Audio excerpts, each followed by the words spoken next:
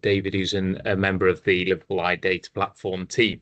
So good morning. What I'll be talking about today is the Liverpool Eye Data Platform. So we're in the very lucky position of being a trust, so the Liverpool University Hospitals, that serves a whole city, and specifically regarding diabetes and diabetic retinopathy. We host the screening program in our trust. We provide the hospital eye service for those patients who are referred, and we also provide eye care for the vast majority of the population of Merseyside. So from a data point of view, we've really got a view over a whole population. So what I'm going to be talking about today, the video is just showing our new hospital, which took some time to build, but is now fully operational. And we're talking about the opportunity we have, what we've done so far in building data architecture, how we've had to develop an administrative governance funding model around that. I'll concentrate on the last part of the presentation on the link with the regional SDE, which is hopefully supplying us with primary care data, and talk about opportunities for collaboration. So there we are. Great. So some people will be familiar with ophthalmology services. Well, one of the things that marks us out within the trust is we see a very high percentage of the outpatients coming from the whole of the trust. 30% of the outpatients come through ophthalmology. In Liverpool, we're lucky that we have a very stable population. So compared to centres, for example, like London, we have much less emigration and immigration, so patients stay for a long time. These diseases that are particularly appropriate to study from a large data set point of view are those which are common chronic diseases, and for which we do a lot of multimodal imaging. And the obvious examples are, before that flips across, diabetic retinopathy, age-related macular degeneration, glaucoma, and personally I lead the diabetic retinopathy service in our unit, so that's the obvious thing to focus on, along with the history of what we've done. And through this building a data architecture, we can hopefully see the whole disease course for these diseases, from date of diagnosis to date of death. So we're talking decades of data, and that's much longer, obviously, than a normal clinical trial course. Traditionally, the data from the different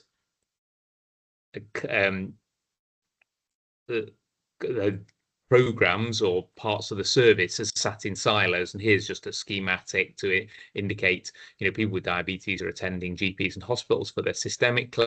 They're attending the diabetic eye service for the eye screening program for their screening photographs, and then a proportion of those migrate to the hospital eye service. And in the past, only a relatively small amount of that data has been shared, and there's been these great big in red barriers to data sharing between the service, and that's been a barrier to providing clinical service, but it's clearly a barrier to holistic view of the data for research. This is just, again, for people who are a bit less familiar with ophthalmology. These are when a patient comes to my clinic, their notes are recorded on the electronic patient record. This is just a summary screen from a patient with diabetic maculopathy. The blue line is vision, the green dots are the central retinal thickness, and the purple and blue dots are the intravitreal injections they're having. At each clinic visit, they're getting a colour photograph of the back of the eye, and they're also getting optical coherence tomography imaging. So every visit, these patients are getting multiple multimodal imaging plus vision data, so that's function as well.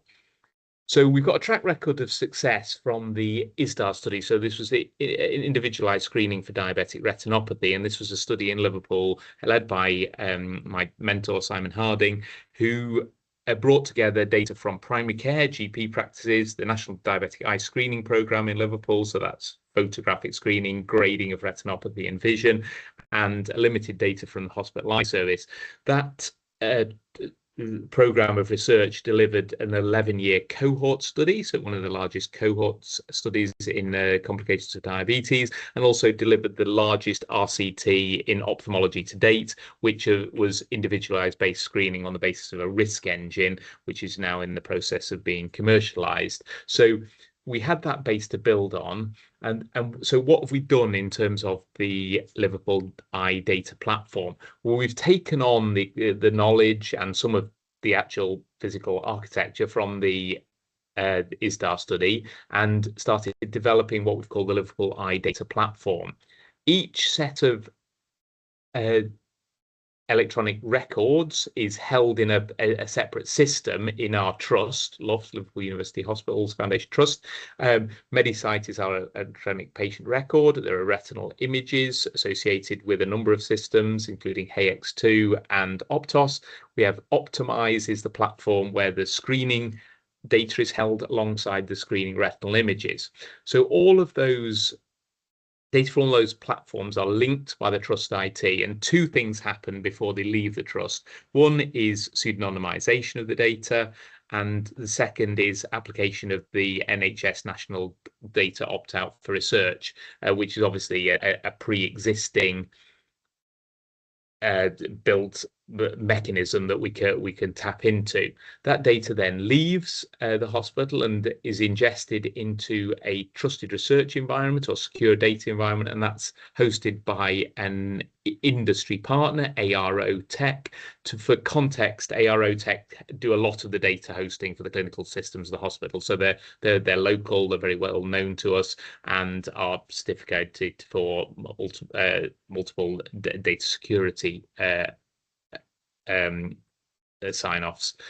And then, as you'll know, the concept of a TRE, the data lives in the TRE, but researchers can interact with that data, undertake analytics, and then export the summary results. So the data never leaves the TRE, but the results of any analysis can be exported. So that's purely data from our hospital trust, LUFT, because as I say, not all NHS screening programs are run by NHS services anymore. Some of them are run by independent sector providers, but that's not the case in Liverpool. So we're lucky in that all the data starts in our trust.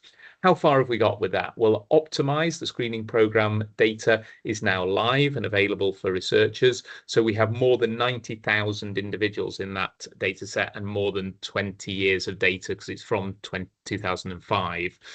Medisight, our ophthalmology EPR, our first set of data has been transferred, so the diabetic retinopathy clinical data set, so that's all the treatment data, visual outcomes, visual certificate, partial sight and sight impaired registration. All that data has been transferred and we're in the process of validating that.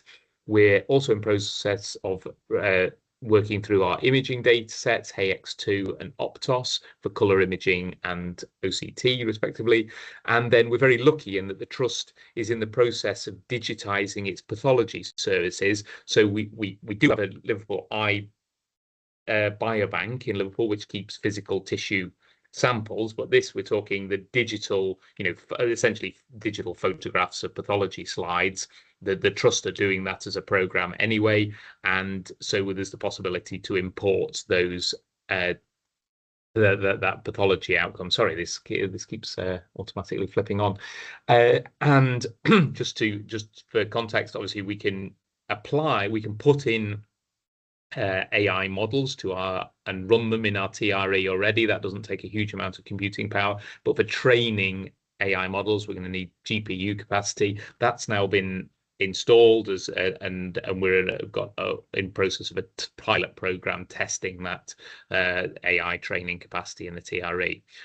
As some people on this call be well aware that we've had to develop a whole structure alongside the data infrastructure. We have a core team of a data engineer, a data officer, it's David, who's with me today, project manager, and that's the core team, along with myself leading the project. We have a steering committee with patient representatives. We're working towards getting approval, ethical approval as a database. So then we can confer ethics for researchers to use our data within certain parameters. And the model we're working out is an opt-out consent. So we're not getting individual consent for this data. This is routinely collected data, which is produced as a byproduct of a clinical interaction. We're taking this to the ethics committee to say that we have a mechanism that the NHS National Data Opt-out for Research, that people can opt out of our program if they want, but unless they specify that, they're going to be automatically opted in. We need to cover our costs going forward. At the moment, we're funded by a 3-year charitable research grant from the St Paul's Research Foundation, but we're already getting small grants for projects, and therefore the project will ultimately become self-sustaining through research grants, and that's from internal, external, academic and industry, and we've got a different pricing structure according to that. And we've got a whole PPIA set up in St Paul's Research, and we're leaning on that existing PPIE group for for that part of the input into the running of the project. And as I say, we have got patient representatives on our steering committee. So one thing I was asked to cover in this presentation is our link to the regional SDEs. So the Northwest SDE covers these 3 ICBs. It's Cheshire and Merseyside, Cumbria and Lancashire, and that's about 7 million people. And at the moment, they are, as you to be aware, I think that's the same around the country, very heavily focused on primary care level data. They I think that's primarily drawn from GPs, and they're very well advanced in producing that data architecture, and also the funding model and data access model, etc., costing model that goes along with that. But what they haven't really got is they're only just starting to get links to secondary and tertiary care, and they haven't got thus far the real opportunity to have the infrastructure to do deep dives into a disease, particularly on the imaging front. So what's in it for us, is access to the primary care data. We've got these patients with diabetes, we've got information on their eye disease, but we want their HbA1cs, their blood pressures, whether they've had a heart attack, whether they've had an amputation. What's in it for the Northwest SDE is an exemplar project to demonstrate they can link into secondary care and get a really deep exploration of individual diseases. So we've been formally adopted as a pilot project. We're aligning our funding and governance models because, depending on which end of the process the users are using, who users are taking the data from, and I'll explain that in a second. And from a technical point of view, we've agreed to pursue 2 models which are separate but not mutually exclusive. The first of those models is, so just to explain that, so this is a schematic of and most of this just covers the existing Northwest SDE architecture. So from left to right, there are a number of data sources. They're pulled into the Arden and Gem platform, and then at the end of it, just like our SDE, we have an analytics zone where researchers can work with the data and then export the summary and results of that analysis. In this model, what's happening is that our SDE, TRE, at the bottom left is acting essentially as an imaging processor. Data is coming from the trust. It's going to our SDE. We've got all the capacity to train AI models, apply AI models, particularly to and cope with the retinal imaging data. And then the results of that image processing, along with other data, for example, treatment data, is packaged up for the particular cohort of patients. That becomes what's known as a data crate, and that data crate is sent to the Northwest SDE, and we have worked on a process where our hashing algorithm can align with theirs, and therefore our data can be linked to the primary care data that's already resident in the Northwest SDE, and then analysis can happen in that space. So this is a model where the data physically flows for the specific cohort of patients that a particular project is interested in. And as I say, we're aligning our sort of funding model and whatever, so we all recover our costs as part of that. The other model we're also going to work on, which is more technically difficult and more of an explorative process, or I should say, so we're well down the route with this, in that we've curated the first data crate, and that's being sent in the next few days, I think. And then the hashing process and whatever is all been confirmed, and then we're just going to confirm once that arrives that it can be linked. So we're in the process of doing this project to confirm the proof of concept for that. This is a more exploratory process where, again, at the top from left to right is the Northwest SDE architecture, and then in this model, what we're going to try and do is federated data queries between two SDEs. So in this model, the data for each respective SDE stays there. The data doesn't move, but we provide a technical solution of doing those federated queries. So as I say, I'm not a technical person on this, so, and this is more of a complicated way of doing things. It's more of an exploratory project where but particularly our data provider, ARO, are very keen to do this and progress this type of use of the other SDEs they hold. And it's an interesting research question. So we've agreed to do this as a collaboration as well, although that hasn't started. We're progressing the technically more straightforward solution to start with. So what's happened so far? What are we doing? Well, we're actively in the process of validating an AI site algorithm. This happens to be our in-house AR algorithm, which has been spun out as a commercial entity. So we're validating that on our data set. We're in the data we've already got in our SDE. We're in the process of analyzing, so there's a group working on that, and we're looking at specific questions in the screening data set, for example, outcomes for the very elderly. Our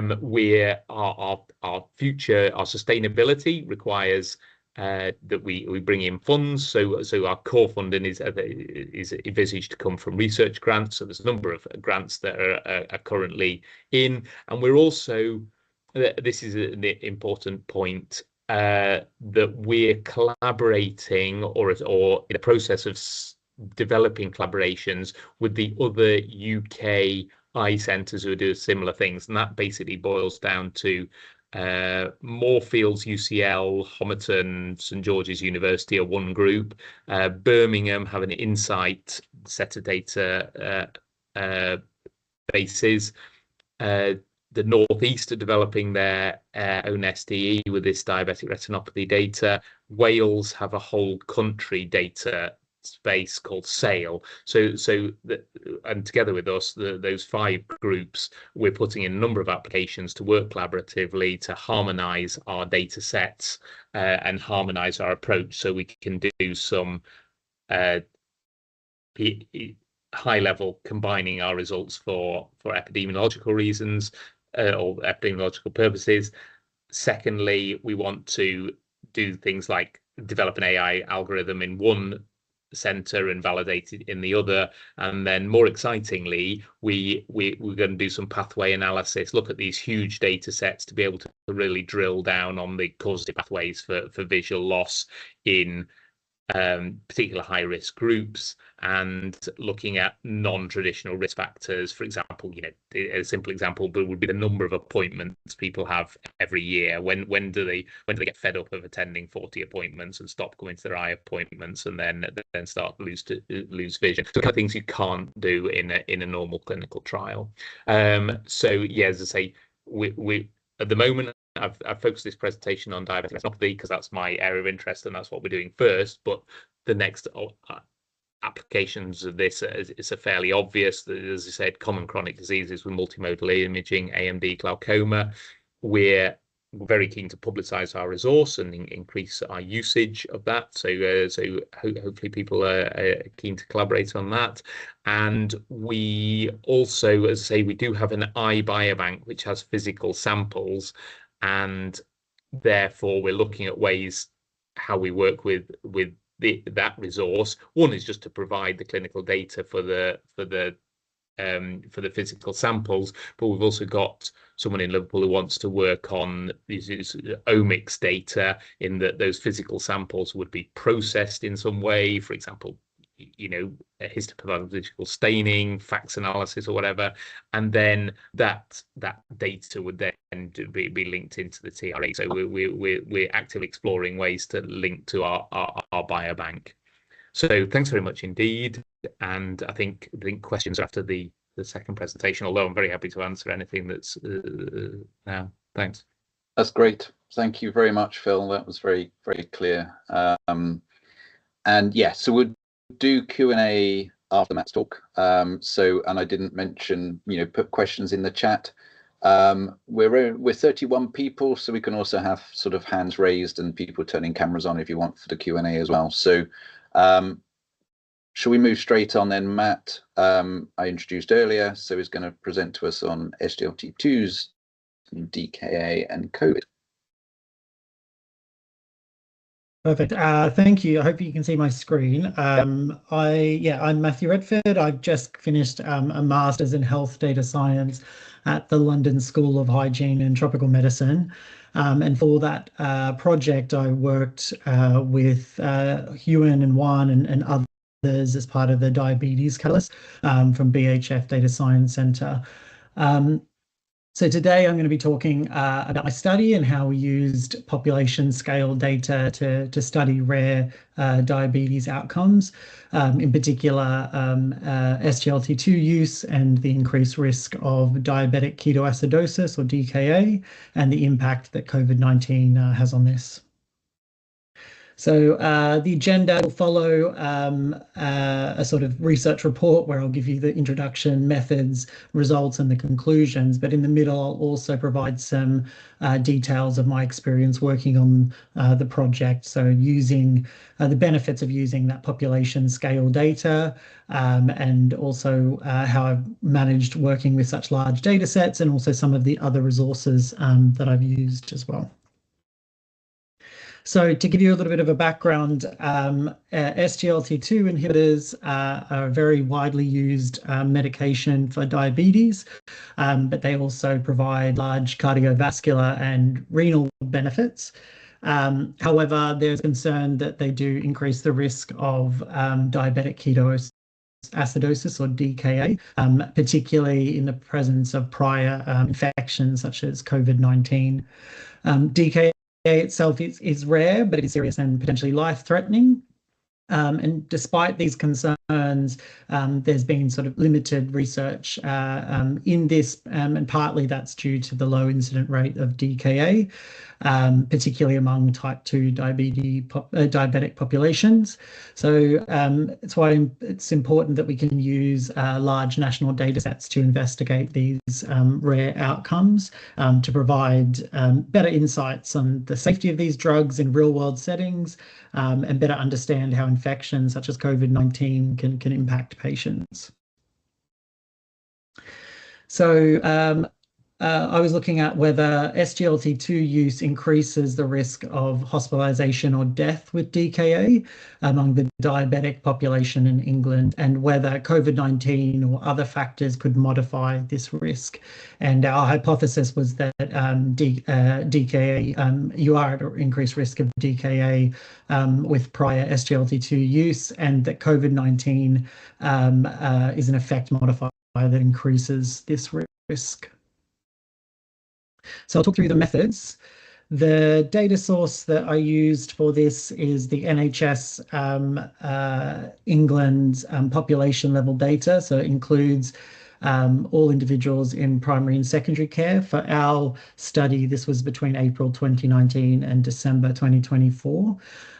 So there's roughly 65 million unique individuals in the SDE, and this has linked linkage across primary, secondary care, but also death records, medications, and COVID testing and vaccination records as well. You can see some of the inclusion criteria on the left-hand side. Effectively, it was people who were recorded in GP records, were alive and over 18 by the study start date, had a recorded sex, and were also diagnosed with type 1 or type 2 diabetes. So the study design for this, because DKA is a rare event, we used the nested case control design. So on the right-hand side, you can see that from the wider population of everyone in primary care records, we derived a study cohort, which was individuals who were diagnosed with diabetes. And from, which is around 4.8 million, this is for type 2. And from that, nested inside that cohort was the case and controls. The cases were individuals with their first ever record of DKA within the study period, and they were matched with up to 10 controls based on sex, age, diabetes type, and year of diabetes diagnosis. And we used density set sampling, which I'll explain in the next slide. We also used tenfold multiple imputation, and this was to account for some of the missing measurement values in the EHR data. So this included things like HbA1c, BMI, eGFR, and cholesterol that might have been missing. As I mentioned, we used density set sampling. So this is where for each case, controls were chosen who met the matching criteria, but who were also at risk of DKA at the time, so they hadn't had their first DKA event yet. So in this situation, cases can also be controls for other cases if they hadn't had DKA yet, and individuals could be sampled multiple times as controls. So this was sampling with replacement. And with this design, the odds ratio was an unbiased estimator of the incident rate ratio. And so you can see on the right-hand side, the green case is matched with 2 individuals that were within the risk set, the sort of bluish coloured lines. And the 3 grey lines at the bottom show individuals who weren't at risk of DKA based on our criteria and couldn't be matched controls. In terms of the analysis, we've spoken about the outcome being hospitalization of death with DKA. Exposure was looking at the 12 months prior to that DKA event to look for dispensing records of SGLT2 inhibitors. Because we were using electronic health records in an observational study, we had to account for potential confounders. You can see some of the confounders on the left-hand side, and these could have influenced whether individuals had the outcome or had exposure to SGLT2s. In terms of the analysis, there was 3 models that we fitted. A univariable model, which was the crude model, that was just the effect of SGLT2 on DKA, but within that match strata, so with the single case and the up to 10 controls. The adjusted model also included the confounders, and the interaction model included the confounders and also interaction terms for SGLT2 and COVID infection, and SGLT2 and HbA1c categories. So I'm now going to jump a little bit back to talking about my experience working on the project before we go through the results. So as I said before, the population data is really important for this type of research. And it's fantastic because it has linkage across many different data sets. And it's largely representative of the English population, which means that you're not having to worry too much about generalizing to the so includes diverse socio and economic and demographic information, and lots of individuals from these are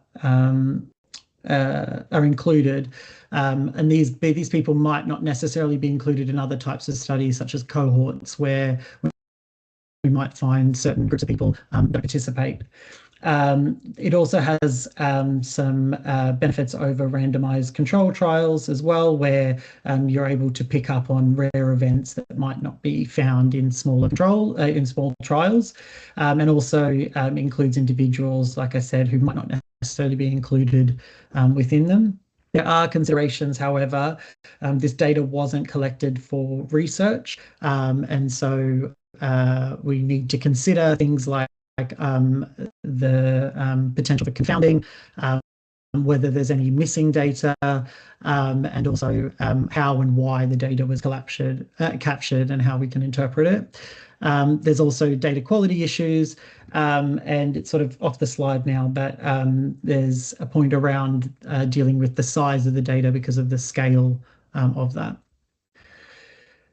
Speaking of, working with the big data sets was difficult. There's millions of records. You can see on the right-hand side, that's the data curation pipeline, which shows you all of the different tasks to curate the data into a research-ready data set. So there's quite a lot of data manipulation that's needed for this. And with such large records, that can be difficult.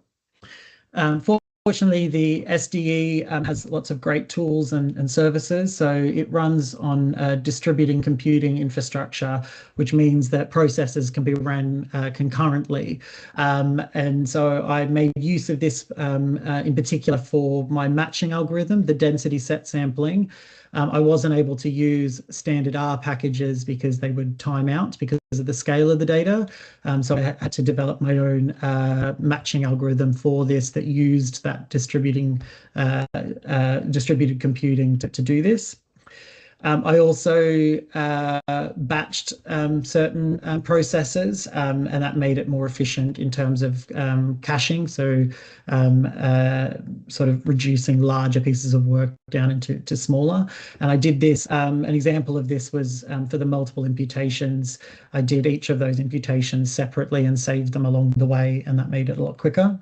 And the other benefit is the access to the server power and the memory as well. So I was able to use RStudio on the server, and that meant that it was things processed much quicker. It took the processing of the multiple imputations down from around 7 hours to less than 1 hour. So that was really helpful.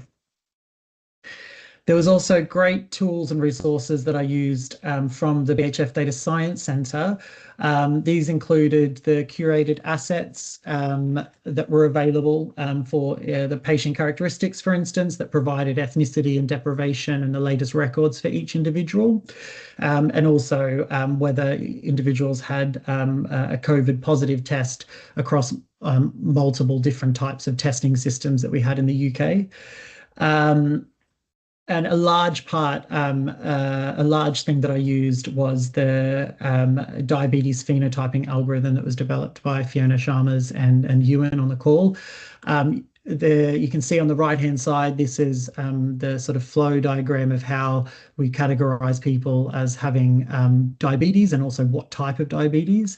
There's a large piece of work and something that I didn't have to do. I was able to plug this into my work and have access to this. This was a validated algorithm and was based, it was checked against other types of algorithms from Exeter and Open Safely as well. And it was great because it meant that I didn't need to sort of reinvent the wheel, and I was able to use something that was consistent from other projects as well.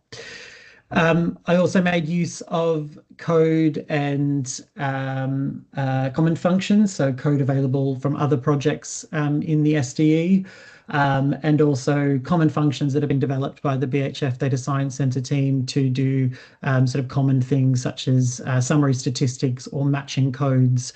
And there was also great documentation from BHF and also a great code list comparison tool that I was able to make use of. There was also some other resources outside of the BHF team. So NHS England SDE provides great user guides and documentations for their data sets. They also have drop-in sessions, which I attended a couple of those to sort of help me along the way to get set up and if I had any issues. And the SDE, as part of Databricks, has an AI assistant that's really helpful, especially for debugging. If you make a mistake or put a typo in, it will help address that and help you fix the problem, which was helpful. And there was also some great websites from HDR UK and also Open Safely that helped me develop the code lists and get better idea of the data that I was using. So I'll now jump back to the project and the results. So there's around 7 million people that were categorized with diabetes, and with the inclusion criteria, there was 5 million people that met this. Roughly 4.8 of those were type 2, and around 200,000 were type 1. This is the summary statistics that compares the cases and controls. This is for type 2 diabetes. All of the results will just be for type 2. So you can see that we had around 47,000 people who had their first ever DKA event. And with the 10-fold matching, they were matched with up to 10 controls. So there's around 473,000 controls. The age and sex and year of diagnosis are all relatively the same because that's what they were matched on. But we can see that there were differences in terms of ethnicity, where we're seeing a lower proportion of people within the Asian ethnicity having DKA, and a slightly higher for those in the white category and in the black category. We also saw slightly higher levels in the most deprived areas compared to the controls.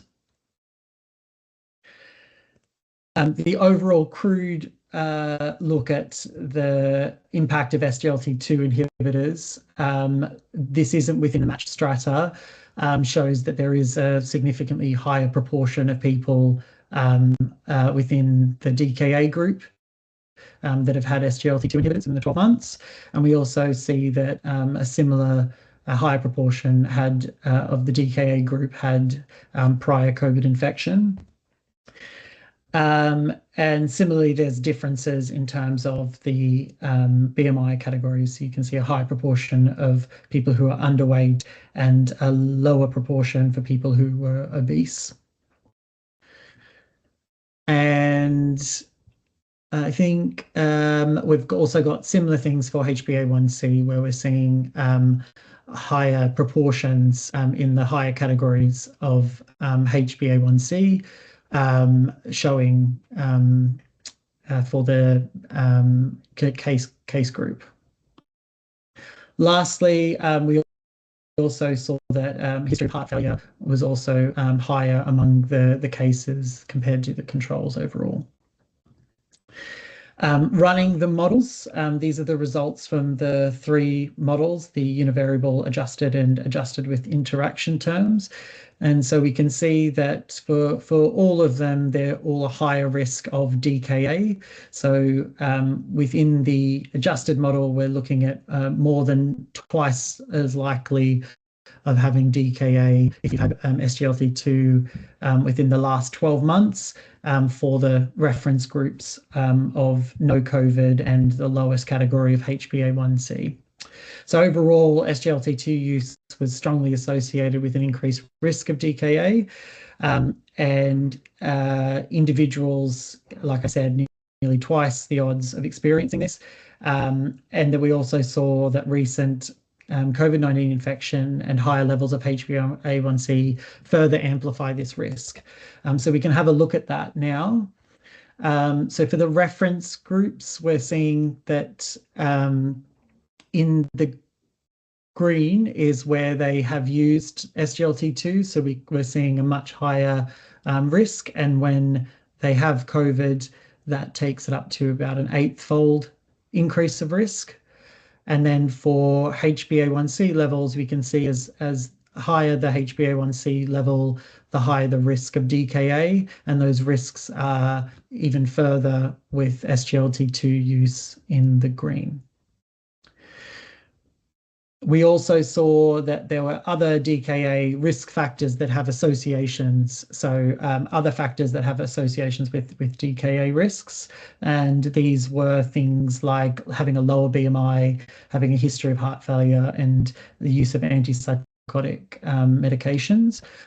So this shows you a forest plot of those. We've spoken about the HbA1c records. But we can see that for deprivation, the compared to the most deprived areas, there's a protective effect for the least deprived in terms of association. We're also seeing those differences in ethnicity with a lower risk for Asian individuals and higher for those who fall into the Black category, and some differences in region. And we also see differences in a higher risk for being underweight compared to being overweight or obese, and then increased risks for higher EGFR as well. We did some subgroup analysis for models 1 and 2, and you can see here that for both cases, females had higher risks than the male groups for DKA. And this is just to look at the sensitivity analysis comparing, because we did the multiple imputation. I also ran complete case where I removed individuals who had any missing values, and we can see that we're getting roughly a similar result. So just to make sure that the complete case imputation was correct. So in conclusion, these findings, underscore the importance of heightened clinical awareness for the prescribing of SGLT2 inhibitors, particularly for type 2 diabetes, and consideration on some of the risk categories that they might fall in. So whether they've had a recent history of COVID-19, higher levels of HbA1c, lower BMI, and some of those other risk factors as well. Also important to reinforce the patient guidance, particularly around sick day rules, so that patients are aware to stop their use of SGLT2s if they have had an infection or fall within or start having symptoms. And yeah, I'd like to just thank the people that are written on the slide here and the organizations involved in this as well.